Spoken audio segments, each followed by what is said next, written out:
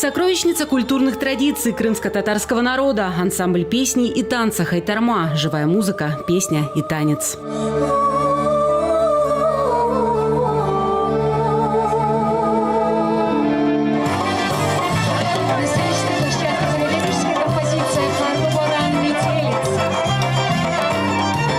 Официальная история ансамбля «Хайтарма» началась в 1939 году, когда в Симферополе на государственном уровне был создан ансамбль песни и танца крымских татар. Однако как самодеятельный коллектив существовал уже в начале 20 века, рассказывает его руководитель. По России мы уже гастролировали по Краснодарскому краю. Дни культуры в Москве наш коллектив побывал. Вот буквально в этом году это происходило весной. Собираемся на следующий год, запланированы фестивали по Башкирии. В музыке крымских татар живут отголоски балканской и турецкой мелодики. Все произведения характеризуют богатый мелодический колорит.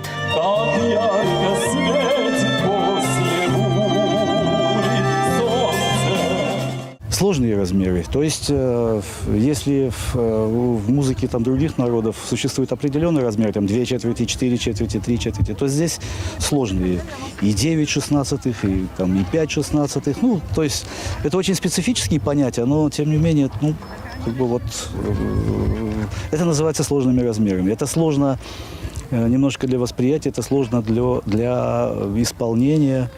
Вот, ну, слушается это с большим интересом всегда и везде. Фольклорные музыкальные произведения древнего тюркского народа Крыма веками через поколения передавались из уст в уста. Систематизировать и публиковать их начали только в 20 веке. Свой вклад в это благородное дело внесли старейшины ансамбля «Хайтарма». Но настоящий подвиг им было суждено совершить потом, когда после Великой Отечественной войны артисты коллектива вместе с другими крымскими татарами вынуждены были жить вдали от исторической родины, в Узбекистане. Но и на чужбине продолжали репетировать и выступать, прививать детям и внукам любовь к национальной музыке и танцу.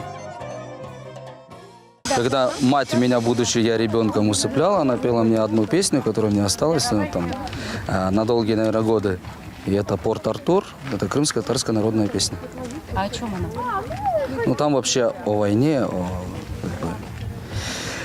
о военных действиях. Как там парень, уйдя на войну, ну, там, девушка его ждала, встречала, ну, в таком формате. Сегодня участники ансамбля – это не только этнические крымцы. Вместе с ними выступают те, кто сроднился душой с этим народом. Это и русские, и узбеки. Для всех правило одно – бережное отношение к традициям. Особое внимание самобытности народного танца. Его красоту подчеркивают детали костюма. Ну, прежде всего, что касается девушек, это пластика рук, это грация. У мужчин это темперамент прежде всего.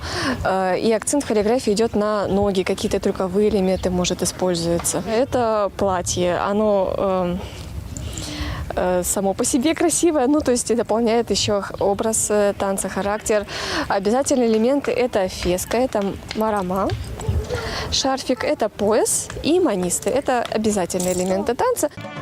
Хайтарма – это название национального танца, который символизирует возвращение. Это же имя 80 лет назад ансамблю дали его основатели. В конце 20-го столетия коллектив вернулся в Крым, став одним из самых колоритных и знаменитых в Крымской государственной филармонии.